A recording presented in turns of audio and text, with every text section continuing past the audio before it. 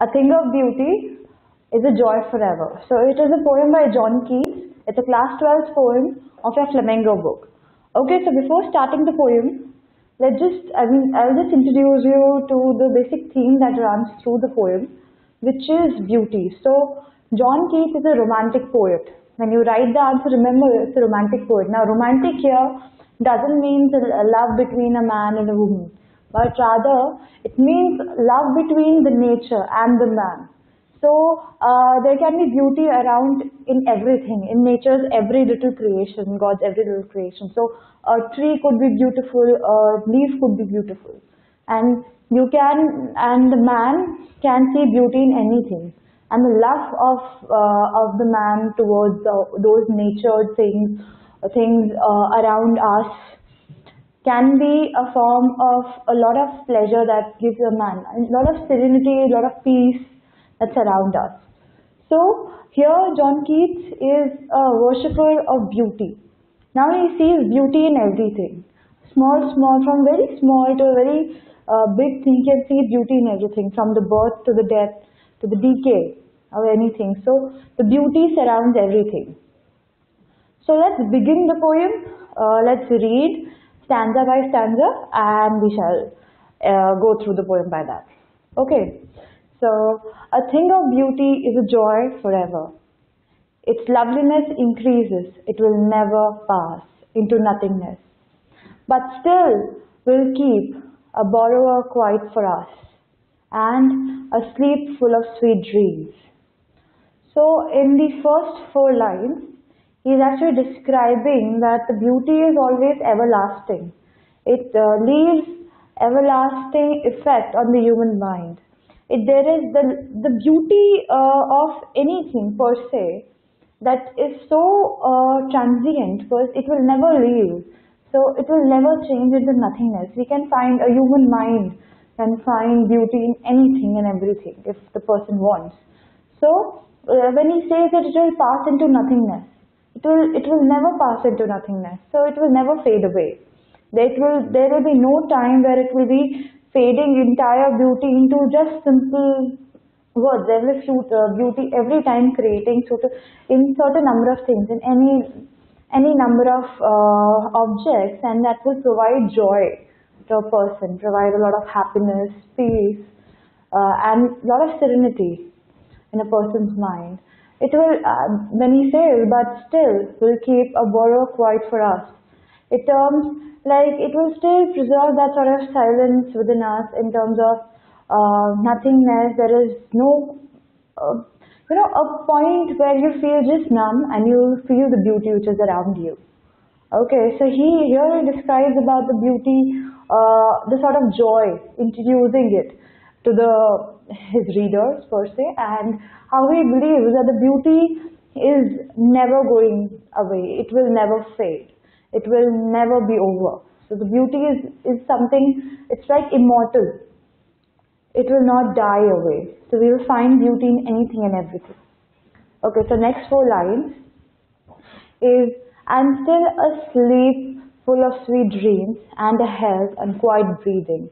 Therefore, on every morrow we are ending, a flowery band to bind us to the earth.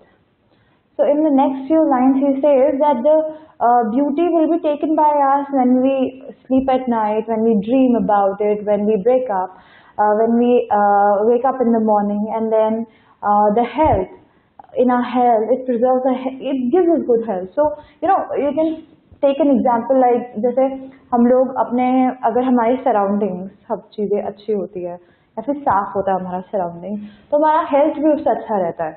आप तभी तो लोग मतलब अपनी वेकेशन के लिए, छुट्टियां मनाने के लिए पहाड़ों में जाते हैं या नीचे डाउन साउथ बीचेस में जाते हैं to see beauty around. That also make us feel good and also make us feel healthy about ourselves. It fills us with a lot of joy.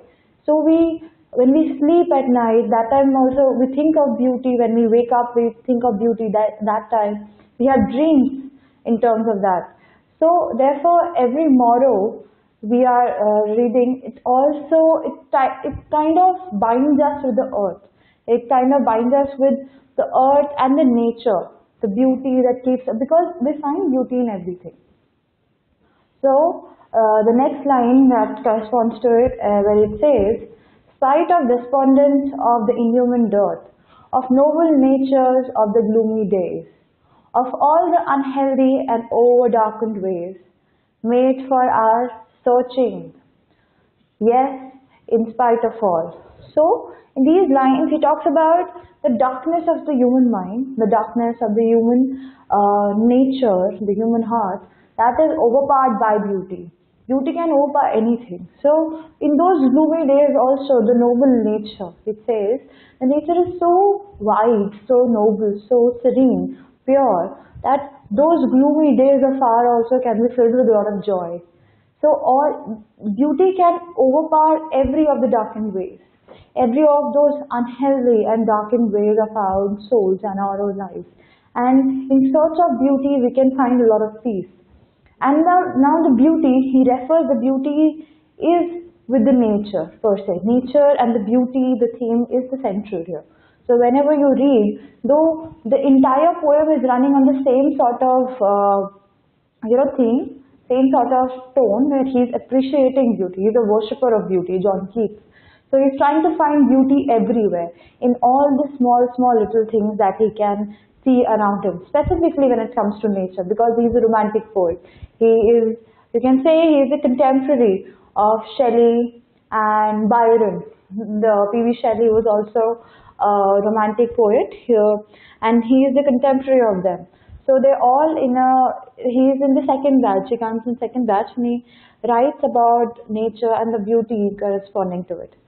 So when he says that some shape of beauty moves away, the fall, from our dark spirit, such the sun and the moon. So here he says that some shape of beauty which will always be around us, and certain it will never move away, and it will never go away from our lives, and our life will never empty of those beautiful things around us, be it nature, be it anything. A little photograph, a pen, a leaf, your garden per se, a flowery garden can fill you with a lot of joy and happiness. So there will be from our dark spirits to such the sun and the moon per se, they are all a part of those beautiful nature that God has created for us. So from those dark spirits also we can come out in terms of when we see beauty around us. In these next lines where he describes where he found beauty, he says that trees old and young, sprouting a shady boon for simple sheep, and such are daffodils, with the green world they live in and clear rills. So in the next lines where he describes about where he finds beauty, he says few things very in a very conclusive manner, in a very short, and where he talks about how where he finds actually beauty. It's his perspective. We can find beauty in any of our surroundings, with anywhere. So he says, trees old and young, sprouting a shady boon. For simple sheep and rich are daffodils. With the green world they live in and clear rills, that themselves are cooling against the hot, cooling covert make, against the hot season, the mid-forest bake. Rich with sparkling or fair musk rose blooms, and such too is the grandeur of the dooms.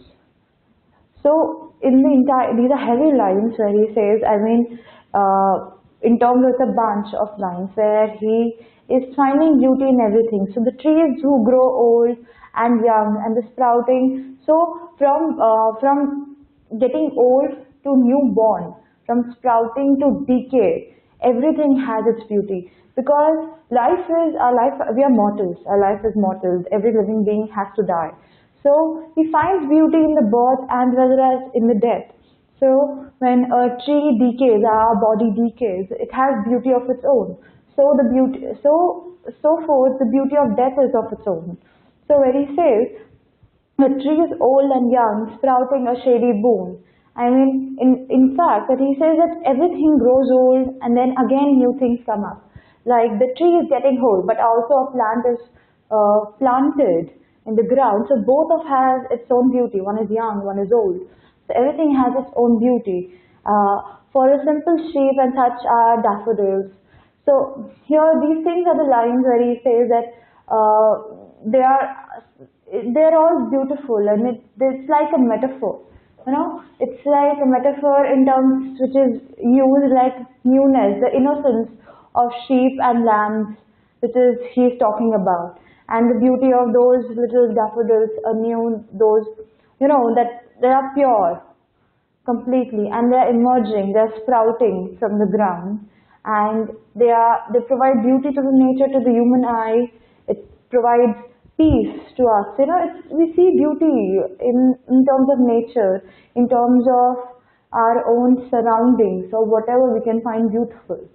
So then he says, with the green world they live in and clear rills, that for themselves a cooling covert make against the hot seasons and the mid-forest break. So here he is saying that there is always counter against everything. So if wherever there is gloomy days, there are also spring. There is also they also, with all of these darkness around, there's also a very cooling sort of side given to us in terms of beauty, in terms of nature, in terms of how we see things around us. So he says that in those green world per se, all these mountains, meadows, or these forests, they're all very beautiful in terms of the nature, the wildlife, and everything. It's beautiful, and that's also is a very cooling factor for us. Cooling here, he uses metaphor again, where gives a lot of peace, a lot of serenity to a human mind, a lot of tranquility, and we say. So it's all against the mid-forest break. So he's here appreciating the beauty, is appreciating those greenery around you, the nature. That is how the environment is built around us. How God has actually given nature beauty as a gift to the man, and how he's preserving. In terms of, if at all we preserve, how we are preserving and finding beauty in all those little things. And he says that rich with sparkling of the fair musk rose blooms, and such too is the grandeur of the blooms. So he's like finding beauty in those rose petals, in those sparkle that is created. And there's a grandeur of the blooms. So grandeur is again the rejoicefulness, a grandeur of things, a larger picture in terms of celebration of those booms that those dooms what is faded away in terms of that. So he sort of compares, he contrasts it in a manner that there are darkness, there is gloominess, there are bad days, there is everything, but then there is also nature to provide us a lot of beauty, a lot of serenity, a lot of peace to our souls and spirit. So he gives in third stanza, the third and fourth stanza per se, he gives all these lines where when he compares those gloomy days and the noble nature, how they provide us, where he also says of the noble nature of the gloomy days. So the noble nature in terms of the beauty of that nature can take us away from all the the running of tiredness of human mind, who's always trapped in a cage and is always working, always running after certain other things to fulfill his satisfaction, or working in terms of everything, to fulfill his needs. But there is also nature to slow him down, to hold him for a moment, and just to be in that moment, to enjoy the nature around you. So enjoy the beauty that is created by nature. There is so many things around us, like we usually tend to forget, or we usually pass by them and ignore them, in terms of we don't even bat an eye towards those things.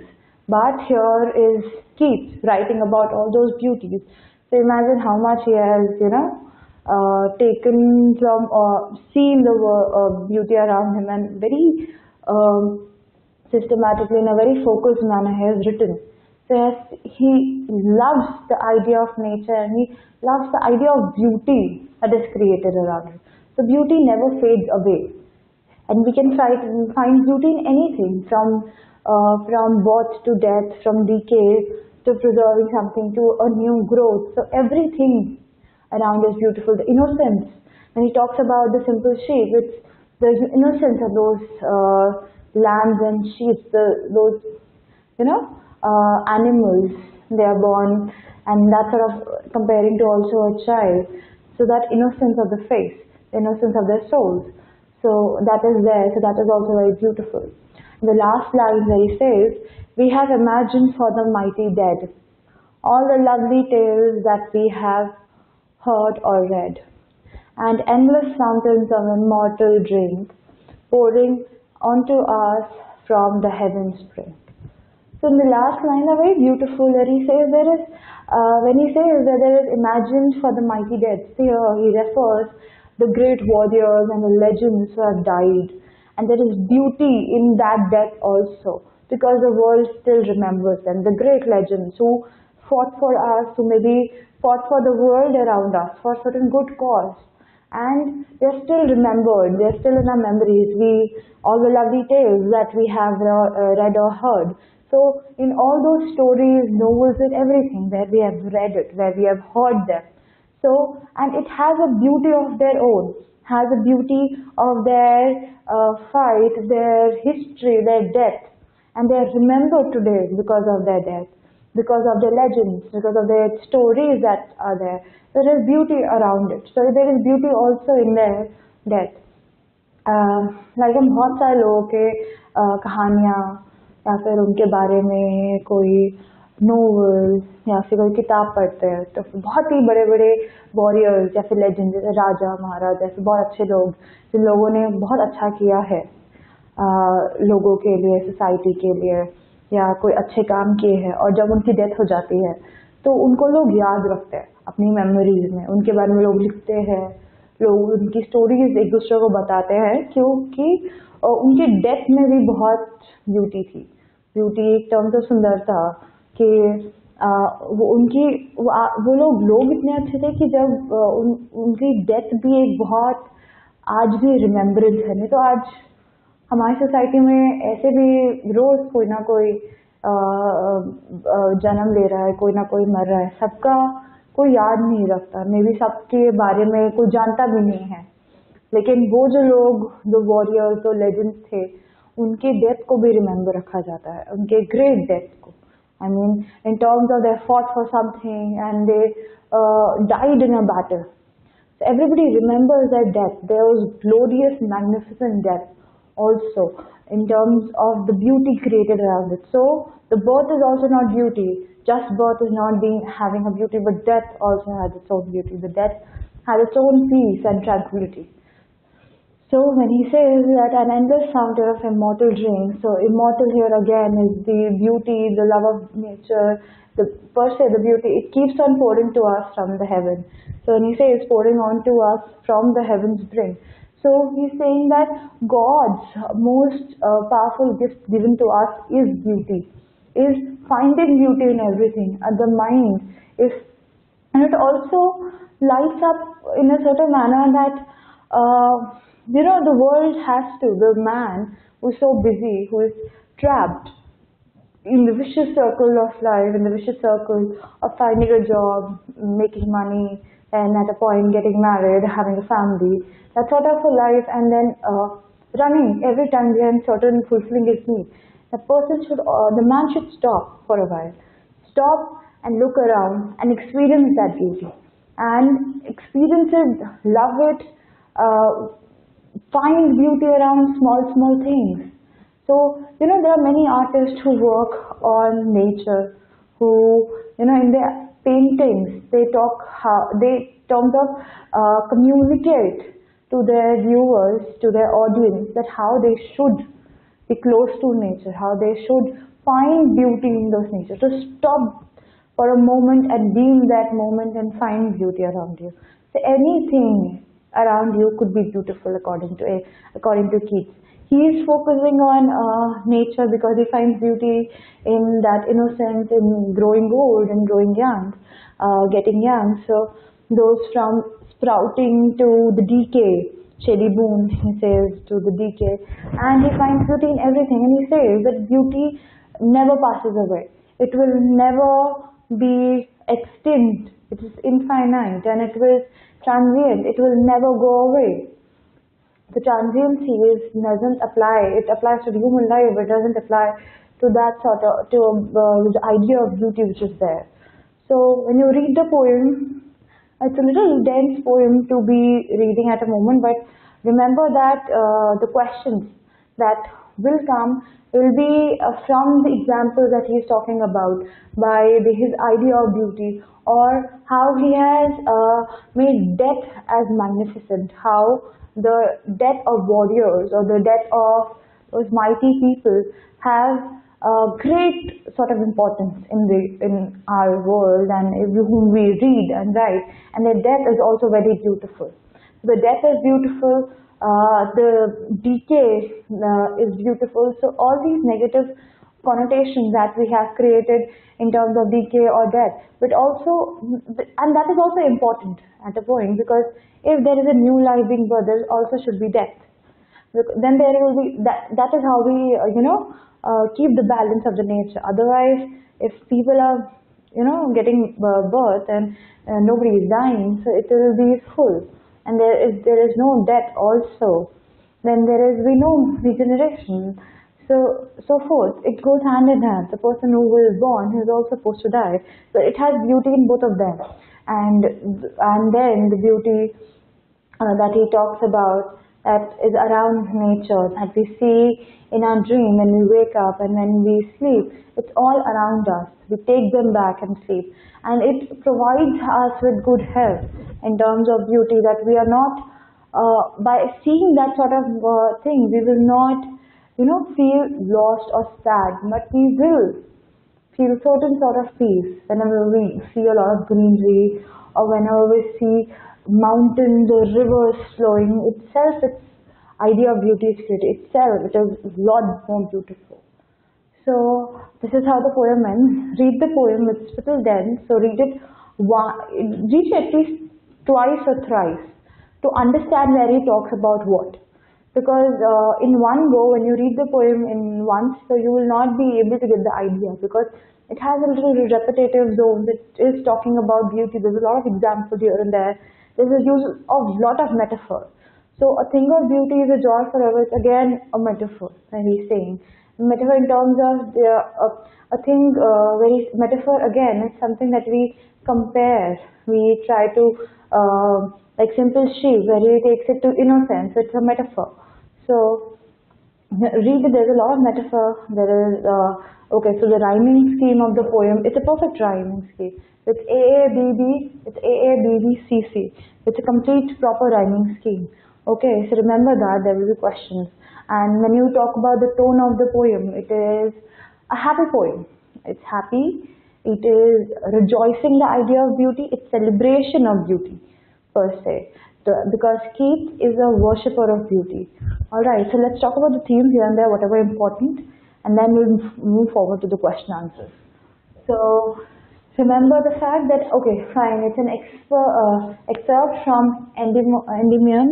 Endymion is a Greek poem that is also, you can read about it. It's not first necessary for you to attempt answers in that manner, because it will not be asked. First, if you have time, if you want to go through from where it is taken, so you can read it. It's a Greek poem about love, about beauty again. So you can read it from there, and then it is written, the poem is a part of that. So, okay. So, remember that beauty is an everlasting effect. It's an everlasting effect in the minds and the hearts of the people, in the human life per se. So, beauty is never going to fade. The beauty is never going to become nothing. it is everlasting, it's tranquil, it is regenerating itself. So today what I find beautiful, maybe you don't, you have something different idea of beautiful. So see, everybody has a different idea of what beauty is, but there is beauty. The common link between all of us is the idea of beauty, and beauty is there. So beauty, according to everybody of us, could be different, but there is beauty again. So you could find beauty in nature, I could find beauty maybe in birth or death. So yeah, and maybe the other person may not find beauty in death also. But we have idea of beauty, everybody has different, so that keeps us going. And as soon as even there is more human life is growing, so the idea of beauty is also growing. So everything is beauty, so it's everlasting. And then it has imprints on our mind. Everlasting beauty has imprints on our mind. Then lambs and sheep. Remember the lambs and sheep, which is used as metaphor of innocence. So there will be questions on this. Basically taking a line and then asking you. So remember the metaphor here. Mighty men, again a metaphor used for great warriors and legends who have died, right, symbolizing a magnificent death. So their death is very beautiful because of their death we read. There is written about it, we read, we hear them from people. So there is a history behind it. That history is also beautiful. Remember that. Then remember the idea of beauty to be the utmost. He's a worshipper of beauty. Beauty gives us happiness. So beauty gives us happiness.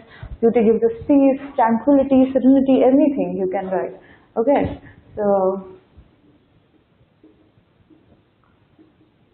peace, then anything you forward you can, tranquility, serenity, joy, for sure, so as the poet says, it's a joy forever. Then beauty, he says at the end when he writes that pouring an endless fountain of immortal drink, pouring unto us from the heavens bring. So this two lines technically means that God's greatest gift to us is beauty. It's an immortal thing. It's an immortal drink in terms that it will never fade away. It will never die. Beauty per se will never die. Finding beauty in small things will never die, never fade away. It will never get extinct. And it is given to us by the God. God has given us that sort of a feeling that we can find beauty in things.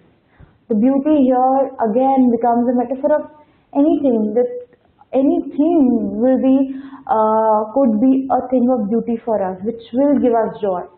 So when we do certain things that give us joy, like our hobbies per se, painting can give joy to people, dancing can give joy. It has its own beauty. Again, here Keith is focusing on the nature, but yeah, everything of us is beauty, and the idea of beauty changes. The idea of beauty changes, and the beauty keeps on going. It keeps passing on, but it never fades away. It never stops. Alright, so it's like everlasting gift for us. It is a perennial source of motivation for us. Finding beauty is very motivating, per se. You can find beauty in anything. To find beauty is also a sort of motivation, in search of beauty. Okay, in search of that beauty of nature. People go and travel around the earth to all these distinct virgin territories where nobody has, gone and disrupted a human life, or there is not sort of a urbanization done. So it's close to nature. So that sort of beauty is being created. Alright, so people go there and find beauty in all those nature, in those environments, the nature, the meadows, the mountains, the rivers. Anything could be beautiful. So it's a perennial source of motivation. People also go there to just find peace, so that they take a break from their hustle of life. They go to those vacations to enjoy those beauty of nature, and they come back with a fresh start, with a motivated mind to go forward with their life. So yeah, so keep this idea in mind. Then remember, when you answer the questions, always remember to write the name of the chapter as well as the name of the poet. Okay, so because when you write both of the names, it carries 1 mark, and it also gives an impression on the examiner, that whosoever is checking, that you know the poem and you know about Keith. So also mention that he is a romantic poet. Okay, that He's a worshipper of beauty. He's a romantic poet. Explain the word romantic.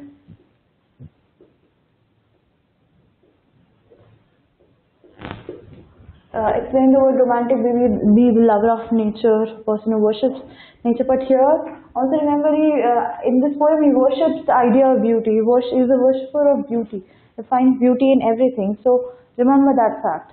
Also, there will be questions. See, there will not be long question per se to describe, but if there is, you can talk about the entire poem, summing it up, giving examples from the first line where he says, from the first, second, third almost line where he says that it will not pass away.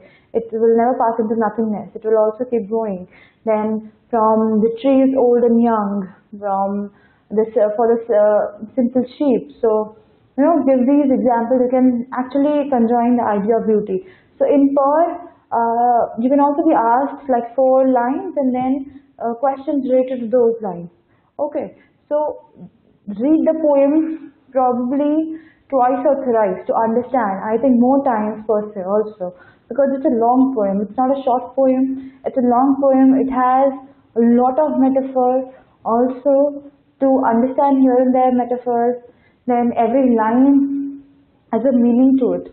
Okay, so from all of unhealthy and over darkened ways, made the searching. Yes, in spite of all, some shape of beauty moves away the fall from our dark spirits and such sun and moon. So there is all these lines also talk about the darkness of the human mind, talk about the darkness of the spirit per se, or the gloomy days. So, and to counter this, there is also nature that is providing us a lot of happiness. So there can be questions in terms of all of these. Alright, and then remember that you have to write the name of the poem and the poet. So it has a repetitive sort of tone because it holds the idea of beauty everywhere. Okay, remember that. And you will be able to answer this question. You have to read it at least twice, thrice times and understand by line. So remember the central theme, the idea, he's a worshipper of beauty, Keats, as well as the God's gift to us as the beauty. Then remember these things, it's everlasting, it's it gives a lot of happiness and joy to human minds. So remember this and you will be able to answer the question. Alright.